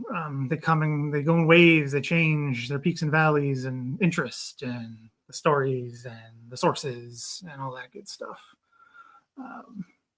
Yeah, like the German supposedly effectiveness or Allied ineffectiveness in Normandy comes and goes depending on the time period and who's written the latest big book and who's on what TV show and who's more popular.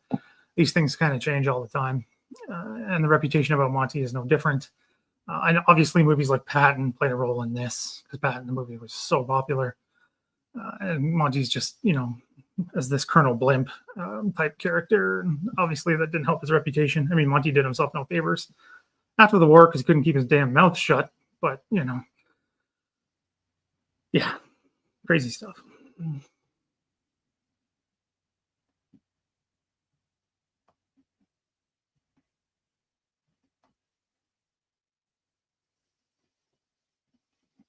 Oh, wow. Okay, cool.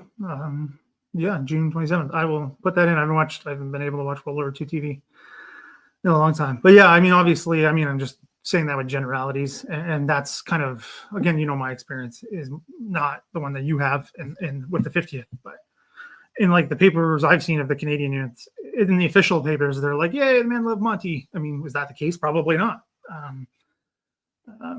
But yeah, they that's what is written in some of the official things. Like that, the perception of Monty is great, and there's the other side of the historiography that is pro Monty. No matter what he did, he could have burned an orphanage, and they would have been like, "It's for strategic reasons." Like they just always find a reason why he was great, and all that stuff. But that happens with all these big figures. So, yeah. Yeah, I mean, the Patton movie is not good in a lot of ways. I don't know. I watched that one and I don't take it seriously, which I should probably do with all war movies, but that one especially I don't take seriously at all, just because of all the things in it and just how Patton is portrayed himself. I mean, the voice isn't even close to correct, so that makes him like this gruff, rough guy. Not a guy who had a life of privilege, which is not talked about. But yeah, fascinating stuff. I don't know if there was somebody else had a question earlier. I'll see if I can find it, if they're even still watching. Any other questions, feel free to ask.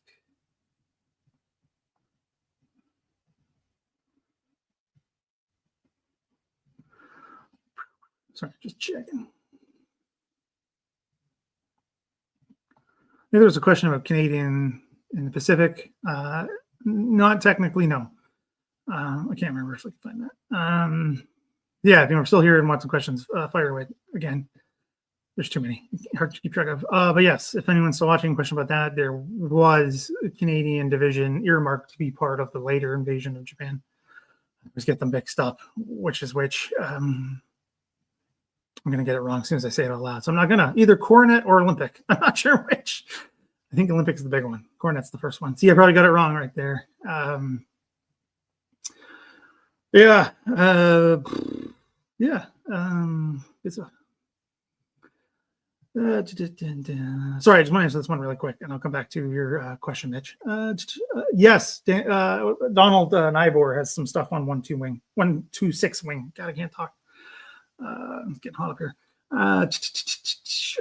Yeah, he's got some stuff on. I had him on the channel as well a while back, so it's probably not the best live streams because I'm still very new at this.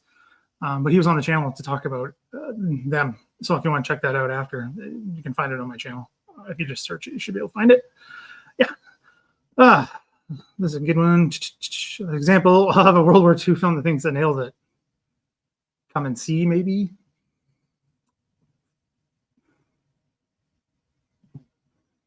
The ones about the Holocaust. Scene by scene, some of them, yes. The actual movies overall, no. And I've been thinking about this a lot. Sorry, it's probably not what you're asking about, Mitch, but I have been thinking about this because I found some I can't remember. Oh, I know why. So I was thinking about how there's a lot of self-censorship when it comes to history, particularly digital history, because of how everyone is kind of on the mercy of somebody else for their platform, unless you got like a really successful blog or something. Because if I did what I truly wanted to do here, my channel would be banned outright. About footage and photos. There was photos from the Northwest Resistance, the end of the Battle of Batoche, 1855. This is going to sound like a tangent, but I promise we're getting where I'm going here.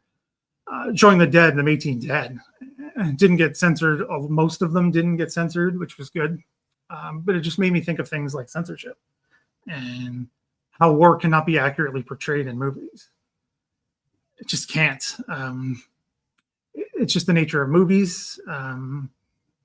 You can't do a World War I movie all that great, because who's going to watch a movie of guys sitting in an open sewer for 3 days and doing nothing? Or all of a sudden a guy just gets blown in half or ripped in half by machine guns. You just don't see that in that regard. I mean, you have movies like Fury, which take things to a almost cartoonish degree. But I just don't think it ever, I obviously wasn't there, but what I've read and what I've heard and how things tend to go, you just don't have that, right? You're not going to have a movie where a guy who's got shot is screaming for the last 3 hours of his life. You know, you're not going to have that in a movie, right? Or the guy who, again, is a slight wound and can't get out, or is stuck in a hole in a trench somewhere, or a shell crater cut off and slowly dies. Like, you're just, no one's going to do that. So, I mean, that's what I'm saying. I don't think many just nail it, because they can't. You can't get the visceral the visceral parts of this done correctly without it getting completely banned, because it's just nature of warfare is just awful. War is so bad that it can't be accurately portrayed without it turning into, again, cartoonish or like a Tarantino movie or something where it's just blood all over the walls or ridiculous levels. It doesn't quite happen that way. So, I mean, some of the ones about the Holocaust are again, from what I've read, are pretty accurate. Come and see if you've never watched that movie. It's Soviet, but it focuses on Belarus, a kid who's basically willingly conscripted into the resistance, and everything just goes to shit after that, basically. I mean, his village is massacred almost instantaneously, and it just gets worse and worse and worse. If you haven't ever watched it, you should. It's probably one of the most quote unquote accurate. It's a fictional story, accurate war movies ever. I mean, ever. It'll shake you to your core. Yeah, it's wild. But yeah, I would say that one. But the rest, I mean, there's going to be various degrees of issues. But yeah, but the idea of like the self-censorshiping and things like that, you can't portray it as it was, because you can never ever capture that perfectly. So that you're just behind from the beginning. But yeah, you have like the Omaha Beach landing scene in Saving Private Ryan, and you know, there's guys with guts hanging out and arms blown off, and you know, all that good stuff. But yeah, that's my thoughts. I know other people have other opinions, but that's just mine. No, I have it. I was sent it by the publisher. I haven't got a chance to read it yet because life has been insane. I just do so much stuff lately. I just pass out and go to bed. I haven't been able to read much lately. Yeah, I mean, he's got some good stuff. I'm just not a big fan of his, you know, the way he dealt with commanders. I'm not a fan. He would just fire them after literally meeting them for like half an hour. Like, it's like, what? Yeah.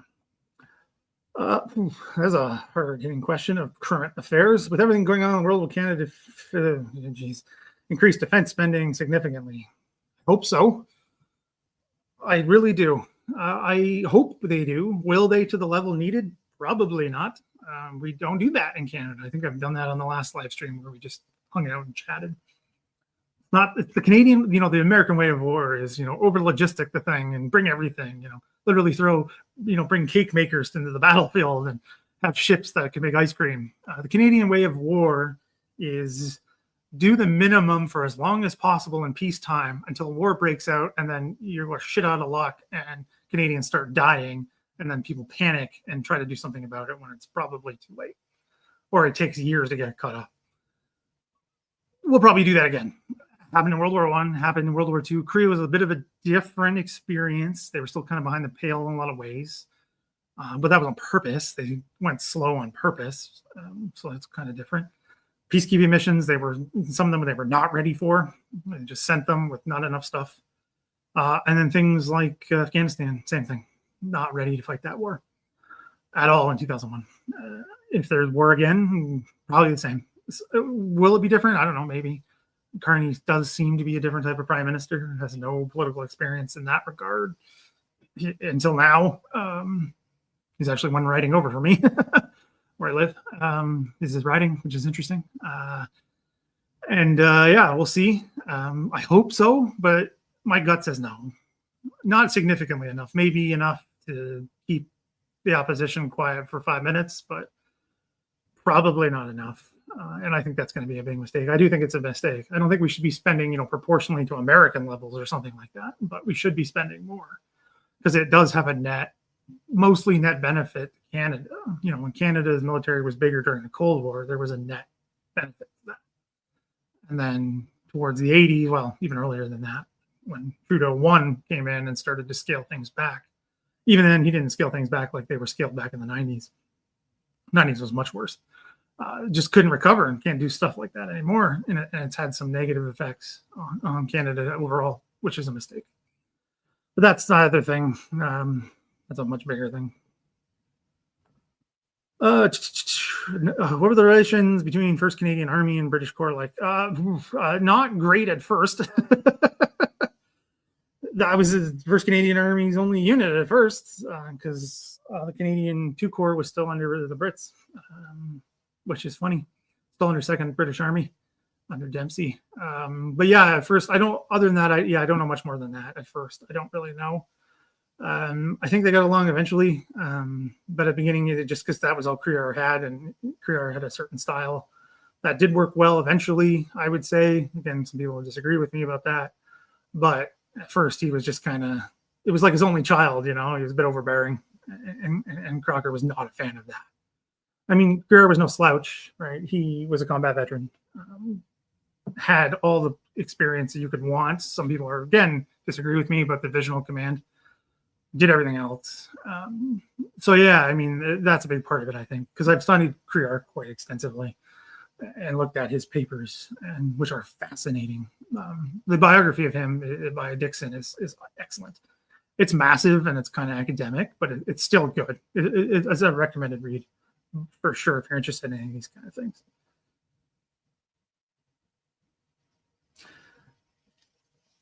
Yeah, well, they showed it in class. Oh, geez. You mean like when they're like younger, like little kids? Oh, geez. Oh, man. I thought it was like university.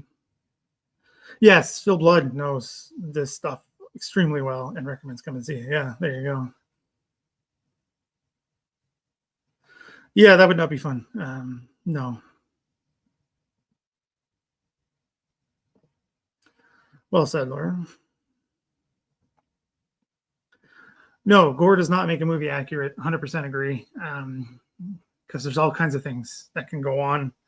I mean, the things that I've read about, like the slow deaths are the ones that haunt me the most.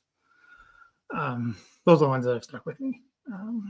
Particularly because you can, in Canada, First World War and the dead of the Second, you can see what they said to the family.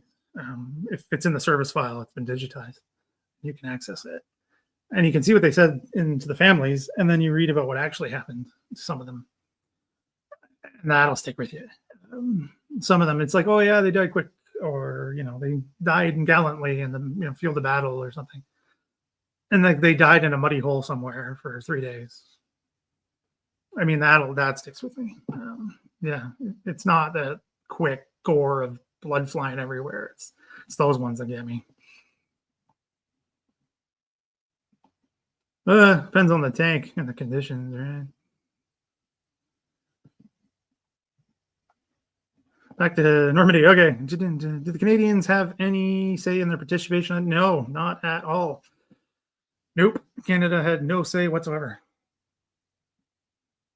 The federal government made its, willingness to give the troops, and that was where it ended. Like I said earlier, First Canadian Army is not online until much later, and so it doesn't have those big of decisions to make. Right? It's like take fillets. Okay, well then that's decision making. You're going to take fillets, but third div is under one corps, and then under second Canadian, second British Army. So no, there's no say in any of it. They didn't even know it was happening until, like, Mackenzie King, Prime Minister, didn't even know it was happening until it was told to everybody else. So I think that answers that question. Yeah. Arctic base would be great. The logistics of that would be a nightmare.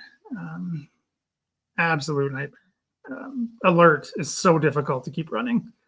You weren't probably here when we were talking about this alert, but I've done tons of work with the RCAF Foundation on the Air Force. We've done a lot of stuff on alert and Box Top 22, which was one of the supply flights that crashed just outside the base. Not really that far, but when you're in those conditions, it's far. Quite a few people died as a result of exposure. So it's a nightmare. The logistics of up there are a nightmare. No, I have not been to the Vietnam War Memorial in Windsor. I have been to the one in DC, but no, not to the one in Windsor. Next time, I haven't been to Windsor in years. Used to go frequently, actually. My grandfather's from outside Windsor. Sorry, I just caught my eye of some stuff about Trump, so gets my attention. But yes, I've been to the one in DC. That's a very moving memorial. Same with the Korean one there in DC as well. I tell people to check that one out too, because it's not as well visited as it should be. Yeah, same here. We have so many problems and things that I wish I didn't know that I do that I can't talk about. Your lunatic in charge seems to be more worried about fighting yourselves right now than us, so we'll take the break. Yeah, I don't know about this. I disagree. Too weak and lazy. That's been said about every generation since there's been generations. I've seen news reports from the 30s saying they're too weak and lazy to fight. Same in the 20s. Every old generation says that about the next one. So I don't buy it. I mean, what's the famous one that Socrates has been talking about, how the youth are disrespectful? That's been going on for thousands of years. So I don't know. I don't really buy that. Steven, I wonder if the reputations of Patton and Rommel were enhanced because they died during or so soon after the war. Yes, 100%. Would Monty's reputation be better if he had died in 45? Yes. The best thing you can do for your career, for many cases, is die. Rommel gets that weird martyr status both ways, which is, how far are we into this? 2 hours? Fucked up, to be honest. I won't get banned now if I swear. Really fucked up. Like, he's seen as this, and Andre's like, you can connect me or correct me if I'm wrong, because I know you're the only German who follows me in Germany today. He gets this weird status as a German hero because he, quote unquote, was part of the July 20 plot, even though he tangentially connected. I'm using that. That's a very loose. He was very loosely connected. It was just kind of got scapegoated. Again, I'm no Rommel fan. I'm not defending him, but it's just kind of what happened. But he's also with the Wereaboos and the fanboys. He's, lifted up as well. So kind of like, it's a weird kind of thing because he died or he was killed, or suicide, whatever. Not by choice. And then Patton dying right after the war 100% seals his reputation. He would have destroyed his reputation had he kept going. If he had been alive, with the things he was saying during the war, what he would have done after the war, God knows what he would have said. He would have destroyed his own reputation had he lived. He was not smart in those ways. So I think, that's one of the best things you can do for your image is die. Like with artists, that's how you sell your paintings, you die. Same idea. Yeah, because that's the thing too, right? With a lot of, we were talking about this earlier with Monty, particularly things about later in the war, like the bulge and the stupid things he said. Like he really undid. He didn't do himself any favors by saying these things, and then the things like DAP as well didn't help. He just said stupid shit, and if he's dead, you can't talk, right? So, yeah.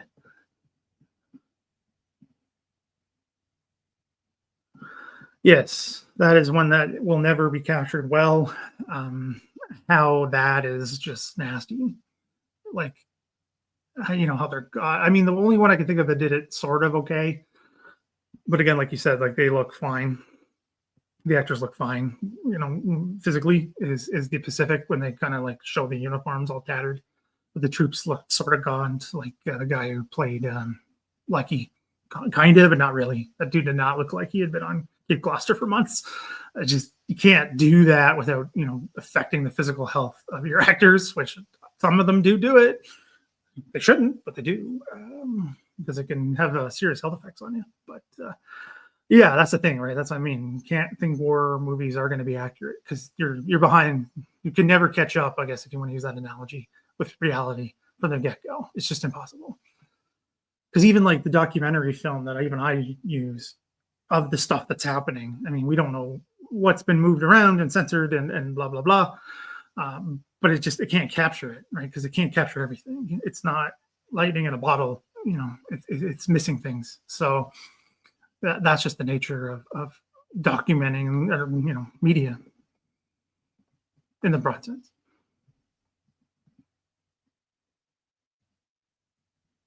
Have you seen the movie 49th Parallel? No, I don't know that one. What's that about?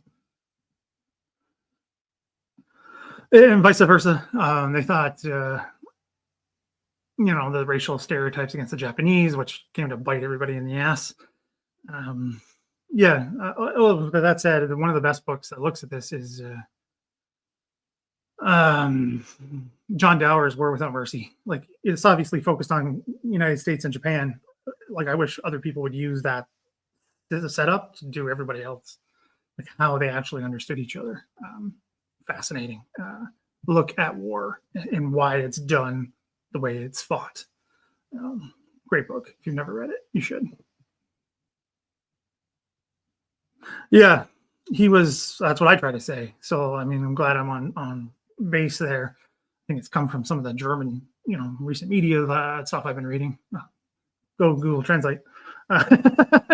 My German reading is terrible. As you know, Andres, my pronunciations are awful, god awful. But yeah, I mean, that makes sense. He was given wealth, like vast amounts of wealth, literal money by Hitler. Not in the SS. I don't care.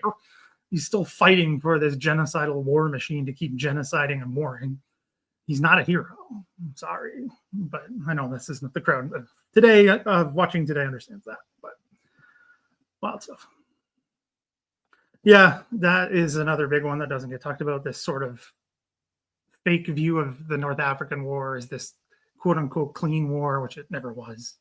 I don't think there are Isaac group in North Africa. I could be wrong, but there's massacres happening in North Africa against civilians. So, and POWs too. So it's a myth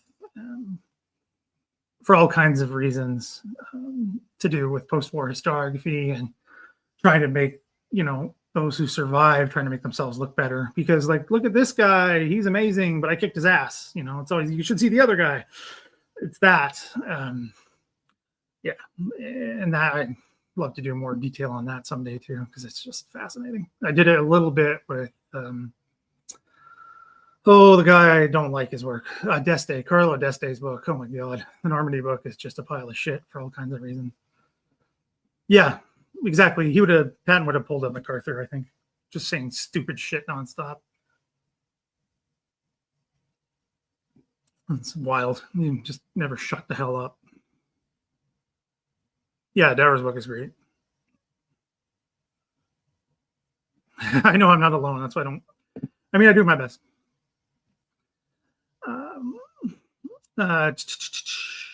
Yeah, I mean, my French pronunciations are terrible, and I live 20 minutes from the Quebec border, and I'm a French Canadian by ethnicity.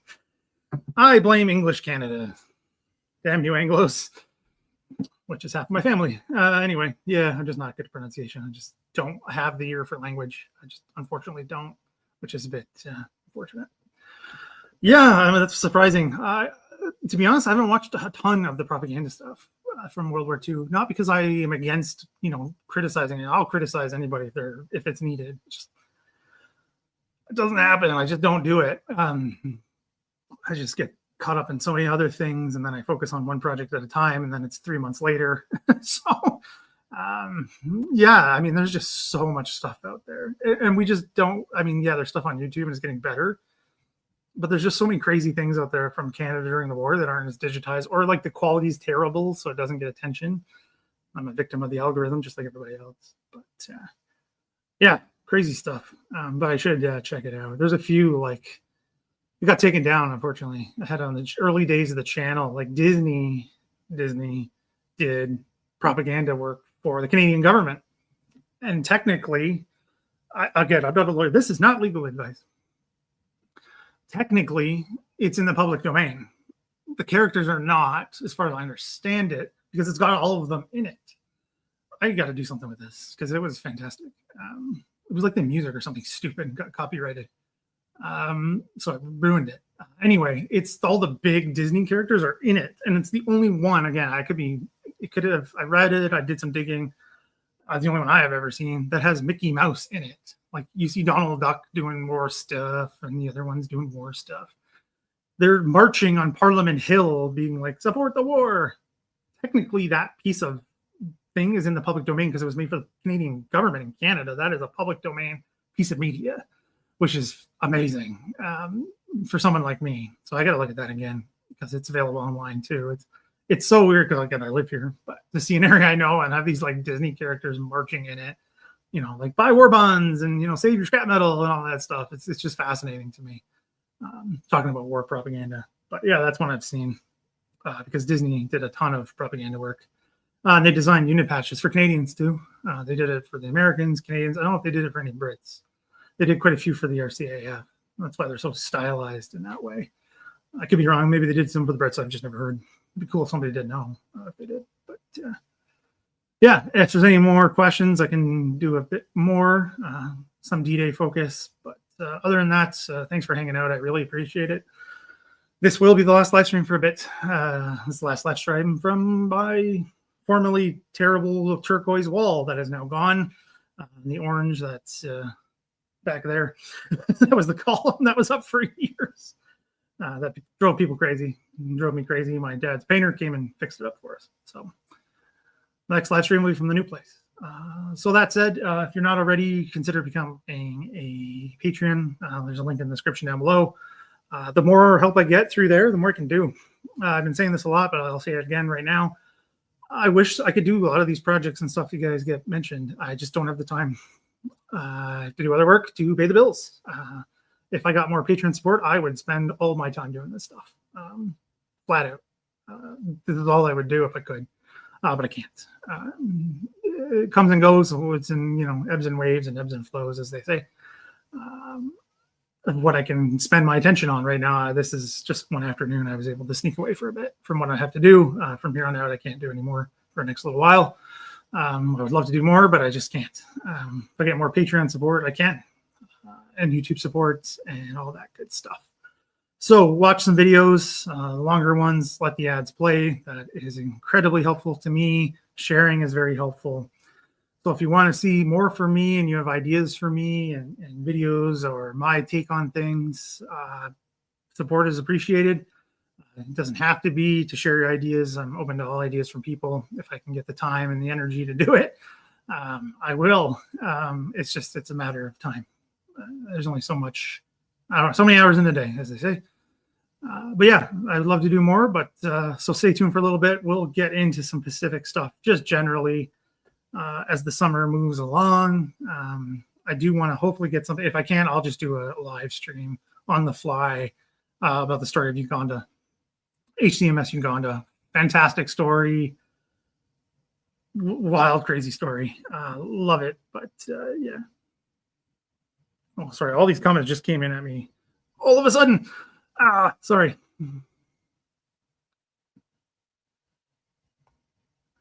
Sorry, I just saw a whole bunch of stuff come in. What is going on with my internet? But anyway, the comments still stand. Oh, that's good. Commented by your French. I don't know. You think there would be? I don't know. A few probably. I don't know any specific off the top of my head of Canadian SOE, French Canadian or French speaking Canadians as SOE operatives. I'm sure there was, but it wouldn't have been a lot to begin with, just because there wasn't that many operatives anyway. Yeah, so I don't know, but it would make sense. Yeah. So, so this one, not that I know of. I mean, maybe the names are similar. I mean, most French Canadians trace their roots back to Normandy. I'm no different. Actually, my family goes back to the Channel Islands, but that's something else. And Normandy. Not that I know of, but the Normans were confused as hell when a bunch of British showed up with an old Norman accent speaking French. What are you doing here? Who are you? It confused the hell out of them. But no, I haven't heard anything because there wasn't that many French Canadian speaking units landing, especially early on. You have the Chaudière that lands on D-Day, but there isn't a bunch until later, and they're not really mingling with too many civilians that often. Because there's units in second div, like the Fusiliers of Montreal, that are francophone that come later, but they don't mix too much with civilians because that's kind of on purpose, because you don't know who people actually are or what their intentions are. But no, I've never heard anything about like that, but it wouldn't surprise me because a lot of, again, French Canadians trace their ancestry to Normandy. Yeah. So it would not surprise me at all.